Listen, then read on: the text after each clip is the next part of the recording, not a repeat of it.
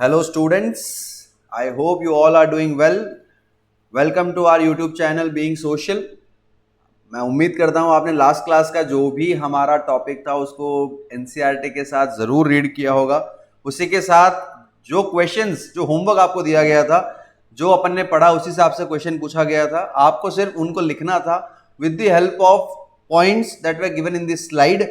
आप चाहें तो उन्हीं पॉइंट्स को बस सेंटेंस के फॉर्म में भी पुट कर सकते हैं। यही छोटा सा अपना टास्क था। Before we begin and proceed with our chapter, I want you to have quick revision what we have studied so far. Okay, let's go through the topic. Initially we had discussed about the meaning of nationalism. इसके बाद we saw few different terms that are given in the NCERT like nationalism, absolutist, utopian, plebiscite. Then we discussed about the Frederick Soros painting, the pact between nation. कैसे यहाँ पे लोग जो खड़े हैं countries को रिप्रेजेंट कर रहे हैं स्टैच्यू ऑफ लिबर्टी के पास, रिस्पेक्ट देने आ रहे हैं। इसके साथ साथ फोरग्राउंड में जो भी स्कैटर्ड मटेरियल है ये किसका सिंबल है? डेस्पोटिक पावर के एंड होने का। इसके साथ जितने भी आपको भगवान आसमान में दिख रहे हैं ये सब चाहते हैं कि हर एक इंसान अपने प्यारे अर्थ पे कैसे रहे, हार्मनी के साथ, पीसफुल, फ्रेटर्निटी हो लोगों में, भाईचारा हो आपस में। ये कुछ अपने फीचर थे। इसी के साथ हमने देखा था what is a nation, definition given by the Ernest Renan. Then we have discussed with what ideas did French revolutionaries developed sense of collective belonging. आप किन किन पॉइंट से ये बात बता सकते हैं कि फ्रेंच रेवोल्यूशनरीज ने आम जनता के अंदर फीलिंग ऑफ नेशनलिज्म डेवलप करी? ये जो पॉइंट्स हैं आपके अलग अलग, आप इनको यूज कर सकते हैं अपने आंसर में। जरूर ध्यान रखें, रिवाइज करें, वापस रीड करें, तभी आप अपने आंसर्स अच्छे से प्रेजेंट कर पाएंगे। इसी के साथ आपको ये 2 क्वेश्चन दिए गए थे। इसके साथ साथ हमने डिस्कस किया था सिविल कोड, इसके कुछ नेगेटिव्स, यहां तक हमने पढ़ा है। ओके, अब अगर हम इस चैप्टर को आगे चलें और देखें, आप प्लीज स्टूडेंट्स ये हाथ जोड़ के रिक्वेस्ट है आप लोगों से, एनसीईआरटी अपने साथ रखें, एक नोटबुक रखें और अपने साथ अपनी स्टेशनरी जो भी रिक्वायर्ड है, आपको लगता है जो आपको नेसेसरी होती है नोट्स बनाने में या कुछ भी टिक करने में, आप उसको अपने साथ हैंडी रखें, ताकि जब भी आपको लगे कुछ ऐसे इंपॉर्टेंट बात कर रहे हो तो आप उसको अंडरलाइन कर सकते हैं। देखिए आज का जो टॉपिक है ये ऐसे मान लीजिए थोड़ा सा पीछे जा रहा है। जो अपन ने डिस्कस किया, जैसे अपन ने 1789 में डिस्कस किया कि लोगों ने फ्रांस के अंदर इंस्टीट्यूशन को चैलेंज किया या जो भी वहां पे सिस्टम था उसके अंदर क्वेश्चन करना स्टार्ट किया, मतलब राजा से क्वेश्चन करना स्टार्ट किया। अब अगर हम देखें ये टॉपिक आपको क्या समझाना चाह रहा है, ये आपको एक पिक्चर दे रहा है। पिक्चर किसकी सर? ये तो आपने बहुत ही अलग बात बता दी, पिक्चर दे रहा है। ये आपको सिचुएशन बता रहा है। किसकी? यूरोप की। कि पहले वहां पे क्या सिचुएशन है, कैसे एक इतने बड़े एम्पायर में अलग अलग एथनिक ग्रुप। अब यहां पे जो मैंने टर्म यूज करा है एथनिक, आपके दिमाग में आ रहा होगा सर ये एथनिक क्या होता है। देखिए एथनिक एक ऐसा वर्ड है जो यूज किया जाता है लोगों को रिप्रेजेंट करने के लिए। अब यहाँ पे लोगों की जब बात चल रही है तो लोगों को आप रिप्रेजेंट कर सकते हो उनकी भाषा के ऊपर, उनके धर्म के ऊपर। तो यहाँ पे हम एक एग्जाम्पल डिस्कस कर रहे हैं हैब्सबर्ग एम्पायर का। अब देखिए कोई भी कंट्री बनने से पहले हमने डिस्कस किया था इंट्रोडक्शन पार्ट में कि कोई भी जो देश बना है हो सकता है कि वो पहले कभी किंगडम रहा होगा, डचीज रहे होंगे, कैंटन्स रहे होंगे। इसका मतलब जो भी आपने नाम सुने हैं, इटली, जर्मनी, स्विट्जरलैंड, अमेरिका, सब कुछ भी, तो यहाँ पे कुछ कॉलोनीज बनी होंगी पहले, या कोई राजा रूल कर रहा होगा, कुछ और होगा। तो यहाँ पे हमने हैब्सबर्ग एम्पायर का एक एग्जाम्पल लिया है, जहां पे आप देखेंगे अलग अलग जगह पे अलग अलग भाषा बोलने वाले लोग रह रहे हैं, फिर भी इतने डाइवर्स एरिया को रूल कौन कर रहा है? एक राजा। अब यहां पे आपसे क्वेश्चन कैसे पूछेगा सीबीएसई? सीबीएसई आपसे इस टॉपिक से ये जानना चाहता है कि आपको टॉपिक की अंडरस्टैंडिंग है या नहीं है। अब यहां पे देखो कुछ नए टर्म दिख रहे होंगे आपको, एनसीईआरटी में भी दिख रहे होंगे कि जो हैब्सबर्ग एम्पायर है ये क्या है? Was a patchwork of many different regions and people. अब यही स्टेटमेंट आपको अगर क्वेश्चन में दे दिया जाए, सर हम अपना आंसर कैसे लिखें और एक सवाल क्या पूछना चाह रहा है? देखो जब भी आपने कोई भी रोड ट्रैवल किया होगा, आपको पता है रोड जो है वो सीधी होती है, इसके अंदर कुछ खड्डे हो जाए, अगर मान लो यहाँ खड्डे हो जाते हैं तो आपने बहुत बार देखा होगा इसके ऊपर एक पैच वर्क किया जाता है और इसको पूरा कवर कर देते हैं, रोड के साथ मिला देते हैं। फिर अपन को ये रोड एक बार ऐसा लगता है सर यूज़ कर सकते हैं, कोई दिक्कत नहीं है। अब देखो यहाँ पे अब आपको लग रहा है सर ये आपने मुझे पैच वर्क का मतलब तो समझा दिया, लेकिन क्वेश्चन के अंदर हम कैसे समझे इसको। देखो यहाँ पे आपको ये बात बताई जा रही है कि जो हैब्सबर्ग एम्पायर है ये क्या है, पैचवर्क है। किसका पैचवर्क है? अलग अलग रीजन का, अलग अलग लोगों का। मतलब इतना बड़ा जो एम्पायर बना है वो कैसे बना है, अलग अलग जगह को जोड़ के, अलग अलग लोगों को एक साथ करके। अब यही आपको समझाना है। देखिए टॉपिक बहुत सिंपल है, प्रोवाइडेड अगर आपके पास सही गाइडेंस हो तो। आप जरूर ध्यान रखें कि हैब्सबर्ग एम्पायर के ऊपर क्वेश्चन आपसे ऐसे तरीके से पूछे जा सकते हैं।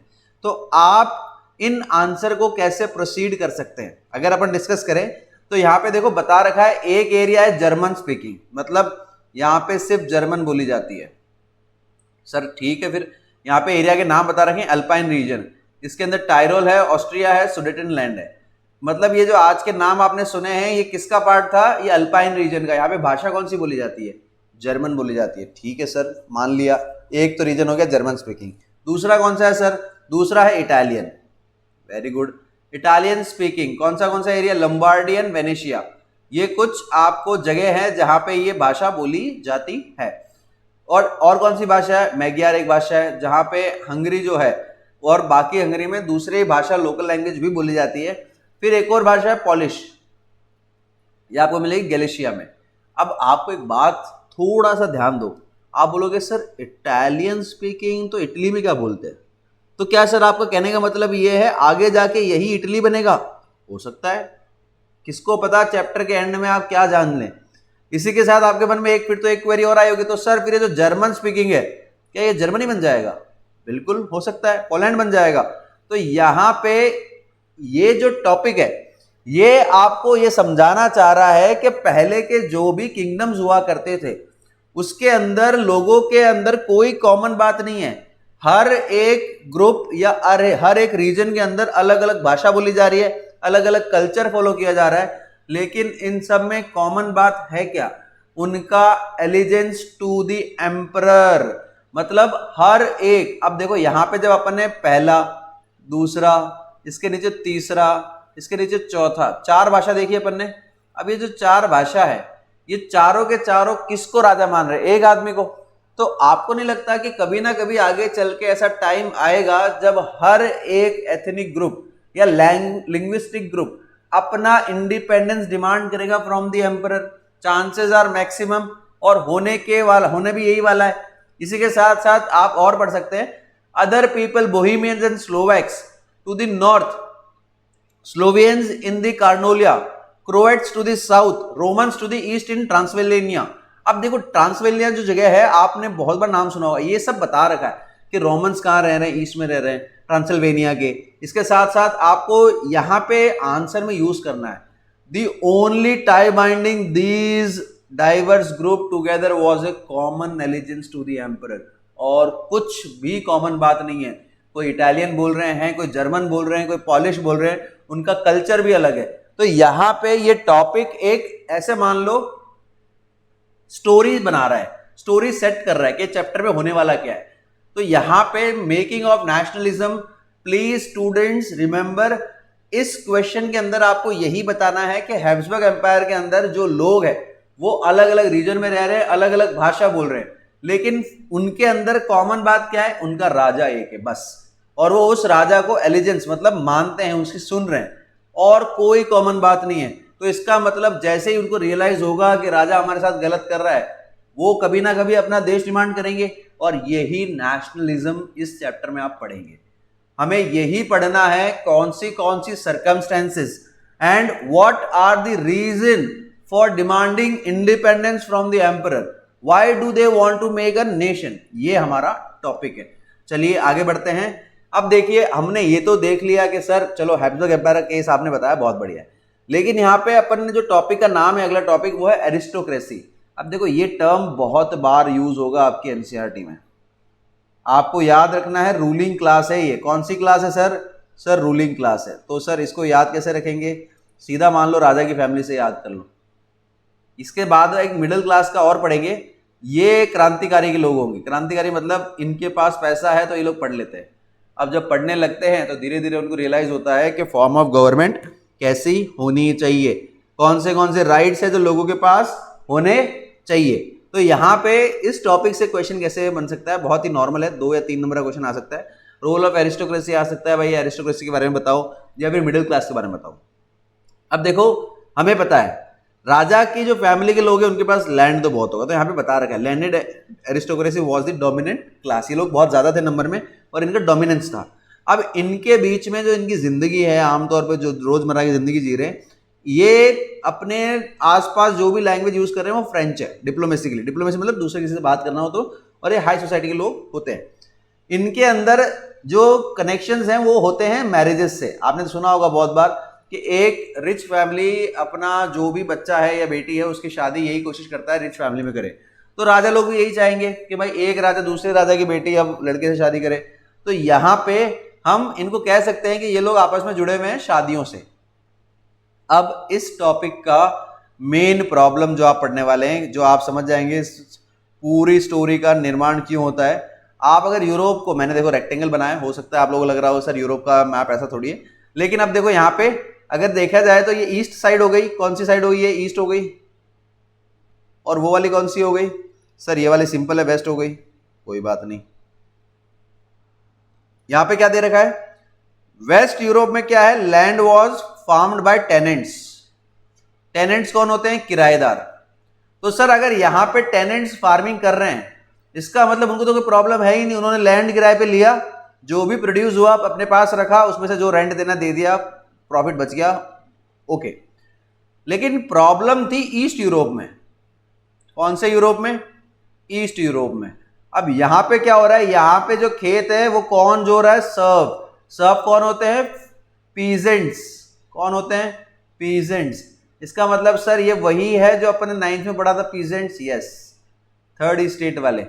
अब यहां पे क्या हो रहा है? लोग जब खेतों में काम कर रहे हैं उसका सारा प्रॉफिट किसके पास जा रहा है? सर सिंपल है, उनके राजा के पास।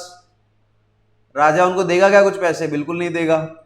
तो यहां पे हमें समझना है कि जो पूरी कंडीशन है, सारी जितने भी प्रॉब्लम है वो कहां पे होगी? सर इस एरिया में होगी। कौन से एरिया में? ईस्ट यूरोप में। तो यहां पे ही हमें ये सारी चीजें पढ़नी है। एरिस्टोक्रेसी में आप ये सब पॉइंट याद कर सकते हैं। Let's move to the next topic, middle class. अब देखिए जो मिडिल क्लास है ये मर्चेंट्स हैं, बिजनेसमैन हैं, ट्रेडर्स हैं। अब ये लोग जब इतना पैसा कमाने लगे हैं, definitely they will use their income to give education to their next generation, which will further improve their intellectual ability. अब धीरे धीरे उनको रियलाइज होगा कि with the help of education what type of government should be elected या what rules must be added to the constitution. ये सब उनके पास दिमाग में आएगा धीरे धीरे। तो आपको यहां पे याद रखना है जो न्यू मिडिल क्लास है, they will only be responsible for the revolutionary activities across the Europe. जो भी length and breadth of Europe है उसके अंदर जिम्मेदार कौन है? यही हमारे मिडिल क्लास लोग। आपको याद रखना है यहीं पे सोसाइटी डिवाइड होने वाली है धीरे धीरे लिबरल्स और कंजर्वेटिव्स में। ये दोनों वर्ड डिस्कस करेंगे डिटेल में। तो यहां पे जो ये पॉइंट है न्यू मिडिल क्लास, आप समझ सकते हैं। New middle class comprised of हुम? Industrial production, growth of industrial production and trade meant the growth of towns. जैसे जैसे इंडस्ट्रीज बढ़ी वैसे वैसे टाउन का ग्रोथ हुआ, धीरे धीरे एक नई कमर्शियल क्लास बनती है। अब इसके अंदर होते कौन है? Sir industrialist, businessman, professionals. ये सब मिडिल क्लास को कंसिस्ट करते हैं, ऐसा मान लीजिए कंप्राइज करते हैं इतने अलग अलग लोग। वर्किंग क्लास मान लीजिए बेसिकली। इसके बाद देखिए the idea of national unity. अब यहीं से टॉपिक स्टार्ट होगा। धीरे धीरे जो यूनिटी है लोगों के अंदर, national unity, following the abolition of aristocratic privileges. अब जो भी लोगों को अधिकार मिल रहे थे राजा के अंडर, जो राजा के फेवरेट लोग थे, उनको जो भी राइट्स मिले थे वो सब बंद करो। इनका मानना ये था people should be greeted with privileges only on their merit, not on which family they are born. इंसान की इज्जत उसके कर्मों से होनी चाहिए, ना कि उसके कौन से परिवार में वो जन्मा है। ये बात इन न्यू मिडिल क्लास की माननी थी कि हम उस इंसान की कदर करेंगे जो लायक है, जो मेरिट है। ऐसा ना हो कि एक राजा है उसका बेटा राजा बन जाए, कोई जरूरी नहीं है।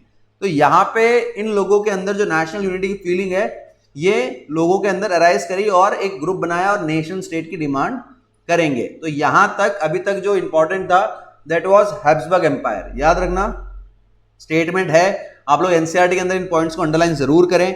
अपने साथ अगर एनसीईआरटी रखोगे, आपके सामने जो एनसीईआरटी है उसके अंदर अंडरलाइन करोगे वर्ड्स को, तो ज्यादा अच्छे से समझ में आएंगी चीजें, आपको पता होगा क्वेश्चन क्या पूछना है। Next let's proceed. देखिए अब यहां पे एक नया टॉपिक आपके सामने है। अभी मैंने आपको नाम लिया था लिबरलिज्म या फिर लिबरल्स एंड कंजर्वेटिव्स। देखिए लिबरलिज्म अपने आप में मैंने आपको पहले कहा था नेशनलिज्म के अंदर जो LISM है, ये जो वर्ड है, इस वर्ड का मतलब क्या होता है? आइडियोलॉजी, सोच। सर क्या होता है? सोच। कैसी सोच? सर लिबरल मतलब, लिबर मतलब होता है फ्री, ये एक लैटिन वर्ड है। कौन सा वर्ड है? Latin word. अब इसका मतलब ऐसी सोच जो फ्रीडम में बिलीव करता हो, हाँ या ना।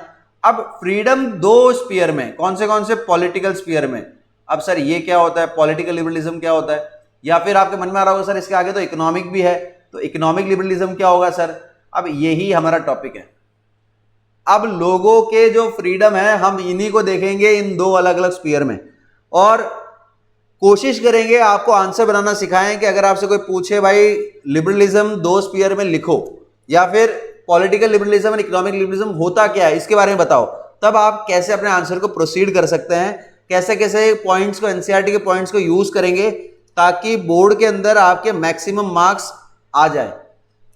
Okay let's proceed with the answer. जो पॉइंट्स हैं आपके सामने स्क्रीन में देखो। सबसे पहला पॉइंट है Latin word Libre means free.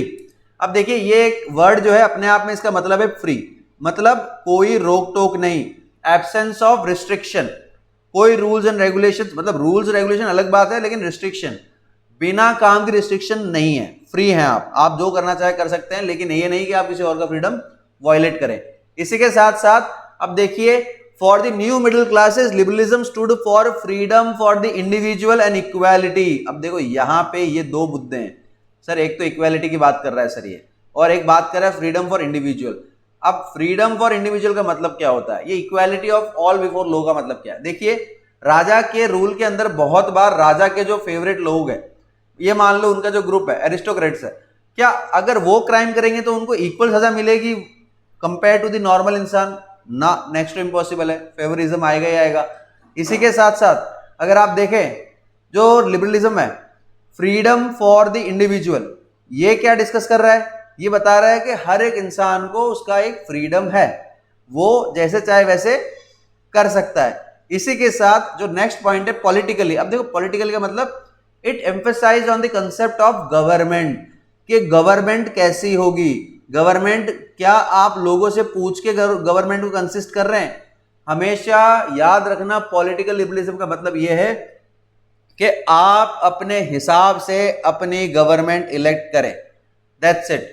आपसे पूछा जाए, आपको अधिकार हो, यही आप पॉलिटिकल लिबरलिज्म में लिखेंगे और यही इसका मतलब होता है। सबसे उसके बाद जो अगला पॉइंट है राइट टू वोट। अब देखो ये अपने आप में आपको क्या चीज बता रहा है कि हर एक इंसान को irrespective of their financial condition, irrespective of their income certificate, आप उन इंसान को वोटिंग राइट जरूर देंगे। ऐसा ना हो कि गरीबों को आपने वोटिंग राइट दे ही नहीं रखी। फ्रेंच रेवोल्यूशन पढ़ा था, याद है। इसी के साथ आपको यह भी याद रखना है एंड ऑफ ऑटोक्रेसी। अब ऑटोक्रेसी क्या होता है? डेस्पोटिक पावर होते हैं, इसका मतलब कंसंट्रेशन ऑफ पावर भी हो सकता है, मोनार्की भी हो सकता है। क्लेरिकल प्रिविलेजेस, जो भी क्लेर्जी को मिले हुए थे प्रिविलेजेस, प्रीस्ट और इन सबको, इसको भी बंद करो। इसके साथ साथ एक बात और आई कि जो भी देश बनेगा कैसा होना चाहिए? कॉन्स्टिट्यूशन के साथ होना चाहिए। अब सर कॉन्स्टिट्यूशन क्या होता है? एक बुक होती है जिसके अंदर क्या होते हैं? लॉज होते हैं। मतलब क्या है इसका? ये एक ऐसी बुक है जो सेट ऑफ रूल्स बताती है कि हमारे देश में कोई भी चीज चलेगी तो कैसी चलेगी, कैसे होना चाहिए, यही बात कर रहा है। इसी के साथ साथ गवर्नमेंट कैसे होनी चाहिए? रिप्रेजेंटेटिव होनी चाहिए, लोगों के द्वारा ही लोगों का लीडर चूज किया जाए ताकि लोग अपनी बातों को गवर्नमेंट के अंदर रख पाए। रिप्रेजेंट कर पाए, ये होती है representative government. Please note down the points or you may underline in the NCERT as well, so that whenever you want to read the topic you just read the important words and you will be able to recall or retain all the points in the examination. I hope आप लोग समझ पा रहे हैं। आप चाहें तो 2 minute का टाइम लेके इन सारे पॉइंट्स को अंडरलाइन कर सकते हैं। This will help you at the time of revision of the chapter. जब हम रिवीजन करेंगे और एक साथ इन पॉइंट्स को याद करेंगे, बोलेंगे, तब आप इन सब पॉइंट को दोबारा याद कर सकते हैं। Let's proceed to the next topic.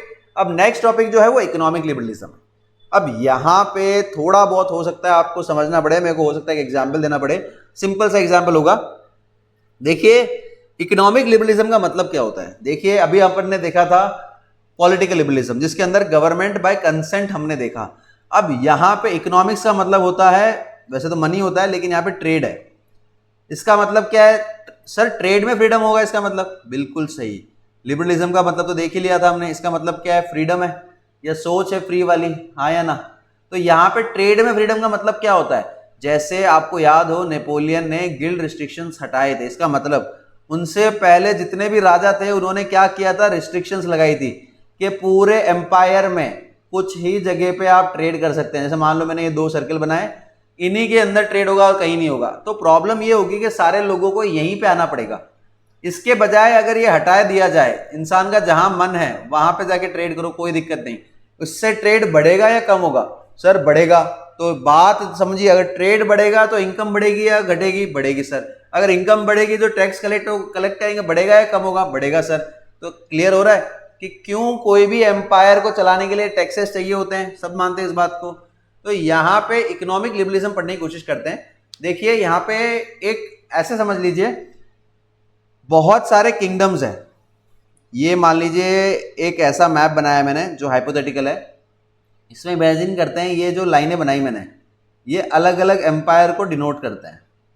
आपको याद नहीं रहे तो ऐसे कर लो, यहाँ पे ये मान लेते हैं, ये 1 है, ये 2 है, ये 3 है, ये 4 है, ये 5, ये 6, ये 7।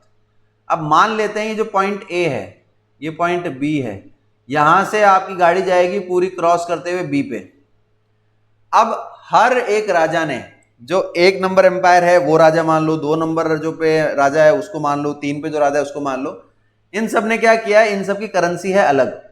सर एक की करेंसी मान लेते हैं डॉलर है, एक की युवान है, एक की रूपी है, और ऐसे करते करते अलग अलग करेंसी है। अब यहां पे अगर एक ट्रेडर आता है तो उसको इस करेंसी में टैक्स देना पड़ेगा, दूसरे को इसमें देना पड़ेगा, दूसरी जगह आएगा तो फिर उसके बाद रुपये में देना पड़ेगा। तो यहां पे एक ट्रेडर या तो सिर्फ करेंसी मेंटेन करता रह जाए, हाँ या ना? दूसरी जो प्रॉब्लम थी, मान लेते हैं जो 1 नंबर एम्पायर है उसके अंदर 1 kg is equals to 900 grams.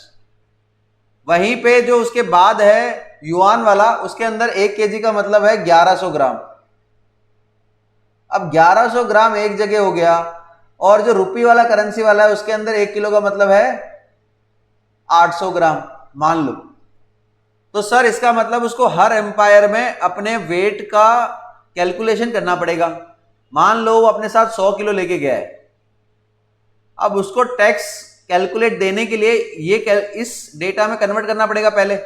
तो अब इस प्रॉब्लम को ओवरकम करने के लिए ही यहां पे एक नया आपको वर्ड मिलेगा, ज़ोल्वरीन। ज़ोल्वरीन एक कस्टम यूनियन है। उनसे होता क्या है, इन सारी कंट्रीज ने डिसाइड किया, मान लो किंगडम से क्या डिसाइड करा कि हम एक काम करते हैं, ये सब हटाते हैं सिस्टम, हम सिर्फ रुपी, अपना प्यारा रुपी, प्यारा देश भारत, इन्होंने कहा कि हम सिर्फ रुपी के अंदर मान लो पैसा ले लेंगे, कोई दिक्कत नहीं। तो इस पूरे रीजन में 7 के 7 किंगडम में, ये जो किंगडम्स हैं इनके अंदर ट्रेड बढ़ेगा या कम होगा? बिल्कुल बढ़ेगा सर, वेरी गुड। अगर मान लो इन लोगों ने डिसाइड किया कि हम 1 kg को इक्वल्स टू 100,000 ग्राम्स ही मानेंगे, एक uniform weights and measurement use करेंगे, इससे फायदा होगा या नुकसान होगा? सर बहुत फायदा होगा। तो यहां पे यही कुछ एग्जाम्पल को यूज करके हम आपको समझाएंगे ज़ोल्वरीन। अब देखिए इकोनॉमिक लिबरलिज्म का मतलब होता है freedom of markets and abolition of state imposed restriction. ये समझ लो आप। तो आपसे कोई भी अगर पूछे कि भाई इकोनॉमिक लिबरलिज्म होता क्या है, तो आप आराम से बता सकते हैं सर इकोनॉमिक लिबरलिज्म का मतलब है कि हमें फ्रीडम दिया जाए मार्केट के अंदर, या मार्केट की फ्रीडम हो, हम जहां चाहे वहां अपने प्रोडक्ट को सेल करें। इसके अलावा जो भी रोक टोक राजा ने लगा रखी है, सरकार ने या देश ने लगा रखी है, उसको रोको। किस पे रोको, किस किस रिस्ट्रिक्शंस को रोकना है?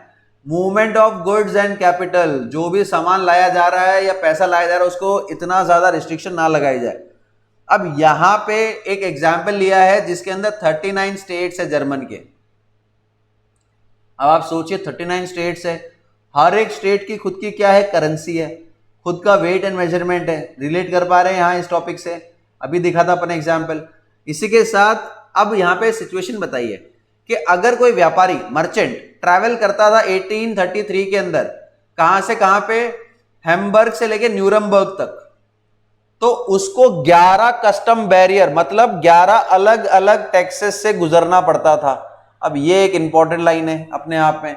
और उसको कस्टम ड्यूटी देनी पड़ती थी 5% हर जगह।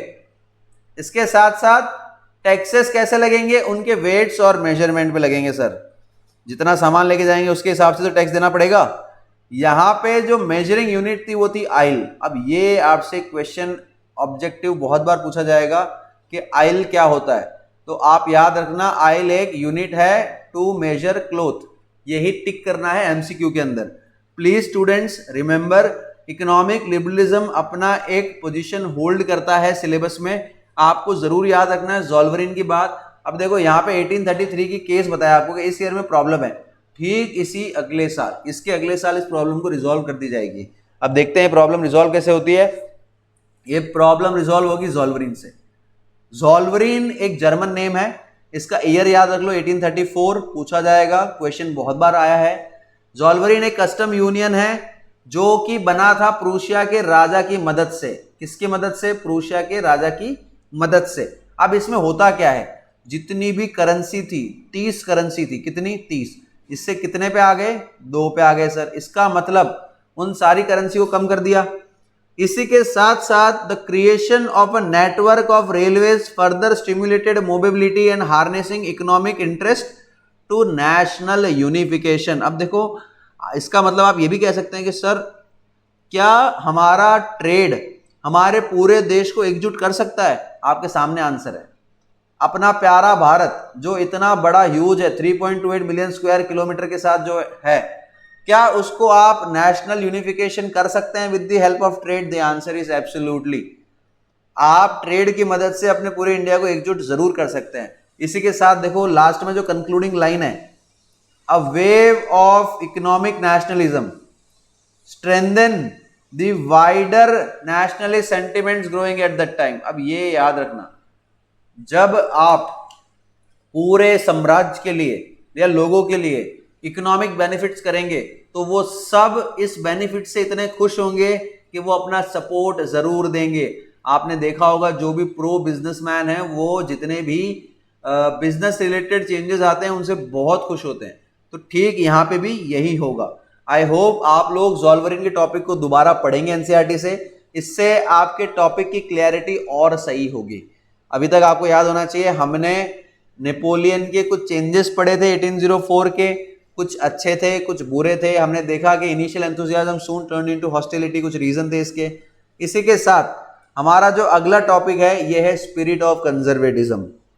देखो धीरे धीरे जब नेपोलियन ने अपने पावर को एस्टैब्लिश करा पूरे यूरोप में, अब उससे होगा क्या, आसपास के जितने भी बड़े बड़े देश हैं, आप चाहे ब्रिटेन मान ले, रशिया मान ले, प्रूशिया मान ले या ऑस्ट्रिया मान ले, ये सब होगा क्या, जो प्रैब countries basically Prussia, Russia, Austria, Britain, ये कुछ ऐसे देश है जिनको ये डर लगा कि अगर हमने नहीं रोका नेपोलियन को तो शायद हो सकता है कि हमारी कंट्रीज पे भी कब्जा हो जाए, या फिर हो सकता है कि वो हमें भी धीरे धीरे डिफीट कर दे और हमारे एम्पायर को हमसे छीन ले। तो यहां पे आपको फीलिंग ऑफ कंजर्वेटिज्म देखने को मिलेगी। धीरे धीरे जो पुराने लोग हैं, देखो जैसे ही नेपोलियन को हराने का पर्पस ये था कि पुराना ऑर्डर वापस रिस्टोर करा जाए, लेकिन क्या आपको लगता है कि लोग सच में वापस अपने पास्ट में या जो पहले जैसा चल रहा था वैसा जीना चाहेंगे। आप बोल सकते हैं कि सर बिल्कुल पहले जैसा तो नहीं, लेकिन थोड़ा बहुत तो हो सकता है उनको पसंद हो। वो चाहते हैं कि उनकी वापस जैसा रूल चल रहा था वही वापस चलना लग जाए। तो यहाँ पे यही हम पढ़ने वाले हैं। After the defeat of Napoleon, अब देखो डिफीट ऑफ नेपोलियन कौन से ईयर में, 1815 में। प्लीज आप आंसर में ये मत लिख देना कि 1815 में उसको मार दिया वार दिया, ये उसकी डिफीट है। कहाँ पे होती है, वाटरलू में होती है, अपन डिस्कस कर लेंगे। इसी के बाद European government were driven by the spirit of conservatism. अब देखो ये इंपॉर्टेंट है, पूरे यूरोप में जो राजा हैं, जितने भी सरकारें हैं, चाहे वो रिपब्लिक ऐसा मान लो जो भी है, ये सब कैसी सोच रही है, कैसी सोच है इनकी, कंजर्वेटिव सोच है। मतलब ये चाहते हैं कि जो भी हमारे चेंजेस है, जैसे पहले हुआ करता था राजा का रूल या रिस्पेक्टिंग दी किंग, या जो भी हमारे इंस्टीट्यूशंस हैं जैसा राजा चाहते थे उन्हीं को वापस रिस्टोर कर दो, उन्हीं को रिस्पेक्ट हम करते हैं। Conservatives believe that traditional institutions like the monarchy, the church, social hierarchy, property and the family should be preserved.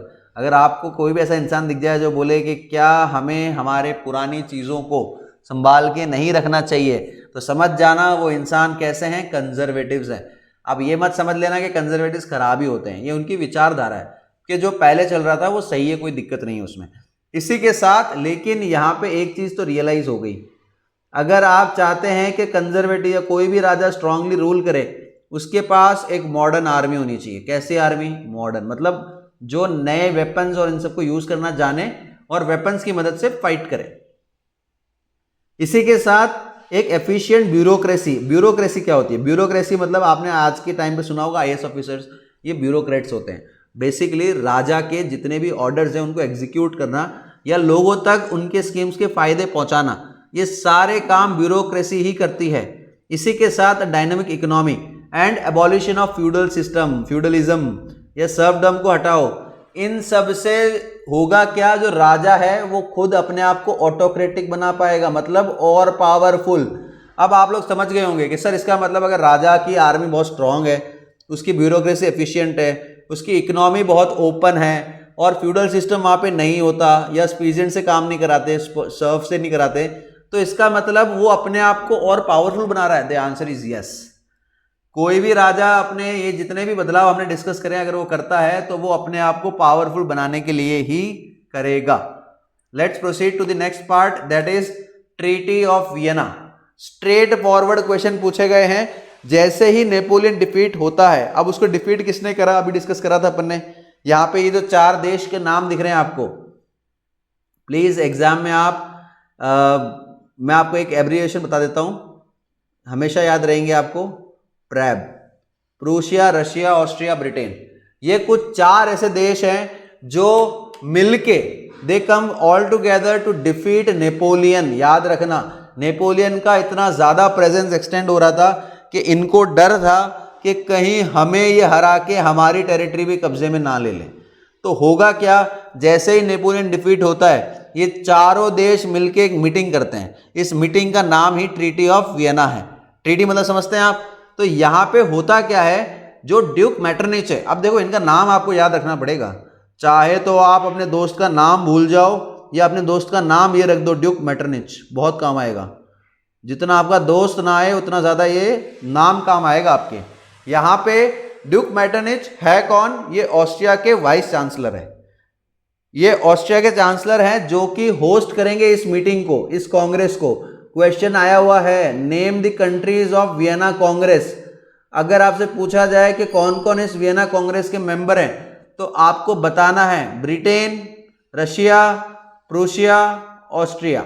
ये 4 देश मिलके आपकी वियना कांग्रेस बनाते हैं।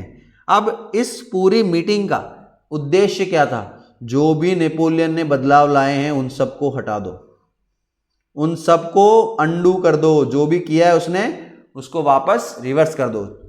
तो यहाँ पे ये तो क्लियर है कि ये लोग क्या करेंगे, जैसे मान लो नेपोलियन ने जितनी भी टेरिटरी एक्वायर करी वो वापस उन राजा को दे दी जाए जिनसे ली गई थी, पहली बात तो, ताकि जो फ्रांस है वापस अपनी पुरानी पोजीशन पे चला जाए। जितनी भी टेरिटरी उसने एक्वायर करी है, जिनको भी हराया, अपने मिलान, मेंस, वॉर्सा ये सब पढ़ा था, इन सब को रिटर्न कर दिया और जिस जिस राजा को बिलोंग करता है उसको वापस कर दिया।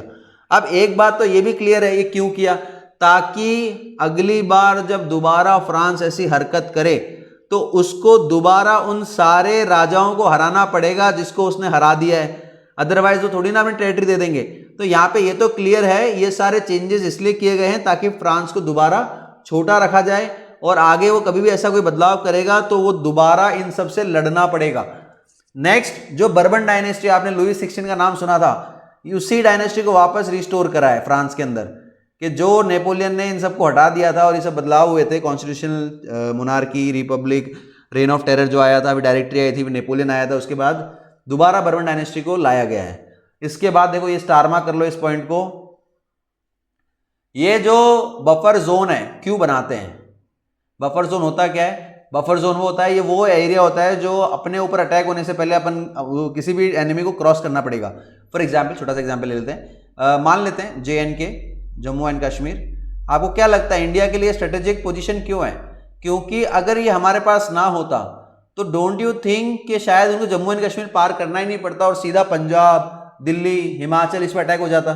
तो यहाँ पे कहीं ना कहीं जम्मू एंड कश्मीर, मैं आपको एग्जाम्पल दे रहा हूँ, please do not link this with any religious sentiments और एनी टेरिटोरियल वॉर्स। मैं आपको समझाने के लिए बता रहा हूँ बफर जोन होता क्या है। बफर जोन एक ऐसा सेफ जोन है जो कोई भी, हर एक कंट्री मेंटेन करना चाहेगी ताकि जब भी उसके बफर जोन पे अटैक हो वो अपने आप को तैयार कर ले लड़ाई के लिए। तो यहाँ पे buffer zone was created around the France to prevent further expansion. याद रखना, फ्रांस को लिमिट किया गया है ताकि वो दोबारा अपना एरिया ना बढ़ा ले। इसी के साथ किंगडम्स ऑफ नेदरलैंड, याद रखना, इन द नॉर्थ, ये अलग अलग किंगडम्स बनाए गए हैं। Genoa in the south, Prussia was given areas in the west and Russia was given areas in the east. ये कुछ नाम है, प्लीज इन नाम को एक बार आप जरूर देख लें, अंडरलाइन कर लें कि कैसे कैसे जो टेरिटरीज है वापस उन राजा को दे दी गई है। इसी के साथ अब यहां पे आपसे एक क्वेश्चन पूछा जा सकता है कि जो कैरेक्टरिस्टिक्स हैं कंजर्वेटिव रिजीम के या गवर्नमेंट के वो क्या है, कौन से फीचर्स से हम बता सकते हैं कि कंजर्वेटिव रिजीम ऐसी थी। तो यहां पे आपसे सिंपली ये पूछ सकते हैं कि जो गवर्नमेंट बनी है आफ्टर डिफीट ऑफ नेपोलियन, उसके क्या फीचर है, कैरेक्टरिस्टिक्स क्या है, कैसी गवर्नमेंट है, वो ऑटोक्रेटिक है, मतलब कंसंट्रेशन ऑफ पावर। ये लोग अब क्रिटिसिज्म टॉलरेट नहीं करते। क्रिटिसिज्म का मतलब क्या होता है, कमियां, अगर आप कमियां निकालोगे, इनको पसंद नहीं है, ये आपको तुरंत जेल में डाल देंगे। इसी के साथ डिसेंट का मतलब होता है डिसएग्री, अगर आप डिसएग्री करते हो राजा की बात से तो आपको पनिशमेंट मिल सकती है। उन सारी एक्टिविटीज को क्वेश्चन किया जाएगा जो राजा की बात को या राजा के ऊपर सवाल उठाएगा। लेजिटिमेसी ऑफ ऑटोक्रेटिक गवर्नमेंट, ये कुछ पॉइंट्स हैं जो आप अपने आंसर में यूज कर सकते हैं। सेंसरशिप क्या होती है, याद है, कंट्रोल ऑन इंफॉर्मेशन, जो भी राजा के बारे में इंफॉर्मेशन है उसको रोकी जा रही है, लोगों तक ना पहुंचाया जाए। लेकिन इसी के साथ कुछ ऐसे आइडियाज हैं जिनको आप हटा नहीं सकते। अब धीरे धीरे लोग डिमांड कर रहे हैं हमें तो फ्रीडम ऑफ प्रेस चाहिए ही चाहिए, लिबर्टी होनी ही चाहिए, फ्रीडम होना ही चाहिए। ये कुछ ऐसे आइडियाज़ है जो हमें फ्रेंच रेवोल्यूशन से मिले हैं। इसका मतलब इन आइडियाज़ को तो राजाओं को, लोगों को देने ही पड़ेंगे। आप चाहें तो कॉन्स्टिट्यूशनल मोनार्की चला लें, कॉन्स्टिट्यूशन के साथ आप चाहें तो रूल करना चाहें तो कर ले, कोई दिक्कत नहीं। तो यहाँ पे ये कुछ ऐसे पॉइंट्स हैं, प्लीज़ अंडरलाइन। ये आपको ट्रीटी ऑफ वियना वाले पैराग्राफ के लास्ट में मिलेंगे, 3-4 लाइन है। स्टूडेंट्स बहुत बार इन पॉइंट्स को भूल जाते हैं या आंसर नहीं लिख पाते हैं। मैं चाहता हूं कि आप इन पॉइंट्स को एक बार ज़रूर अंडरलाइन कर लें, अपनी एनसीईआरटी में आपको मिल जाएंगे। नेक्स्ट, सबसे इंपॉर्टेंट दूसरा इंसान, एक मैंने आपको ड्यूक मैटरनिच कहा, एक है आपके जीसीपी मस्जिनी। देखो नाम भले ही फनी लग रहा हो आपको, सर ये जीसीपी और मिसिसिपी सेम सेम सा लग रहा है, लेकिन यहाँ पे ये इंसान आपको भले ही कुछ और बेनिफिट करे ना करे, लेकिन मार्क्स ज़रूर बढ़ा सकता है। क्या बढ़ा सकता है? मार्क्स बढ़ा सकता है। कैसे बढ़ाएगा? क्योंकि हम इसके बारे में पढ़ेंगे। देखिए, ये पहला क्रांतिकारी है हमारे चैप्टर में। ये एक ऐसा इंसान है जिसने सबसे पहले सोचा कि इटली एक इंडिपेंडेंट देश बनेगा। अब आपको लग रहा होगा सर इसमें क्या बड़ी बात है, तो इसका मतलब जैसे हमारे लिए महात्मा गांधी है, फॉर एग्जाम्पल ले रहा हूँ, ऐसा नहीं महात्मा गांधी ने पहली बार देखा कि इंडिया इंडिपेंडेंट होगा, लेकिन हम उसको फादर ऑफ नेशन मानते हैं गांधी जी को। तो यहाँ पे इसका मतलब इटली के अंदर कोई भी अगर इंडिपेंडेंस पढ़ रहा है तो वो जिसिपी मस्जिनी के बिना अपना इंडिपेंडेंस नहीं पढ़ सकता। ये वो इंसान है। अब देखिए ये इंसान इतना इंपॉर्टेंट इसलिए बन जाता है क्योंकि ये क्रांतिकारी रिवोल्यूशनरी है। इसने बहुत छोटी सी उम्र में ही अपने क्रांतिकारी जो एग्जाम्पल है दे रखे हैं। ये जिनोवा के अंदर बॉर्न हुए हैं और कार्बोनेट सोसाइटी के मेंबर हैं।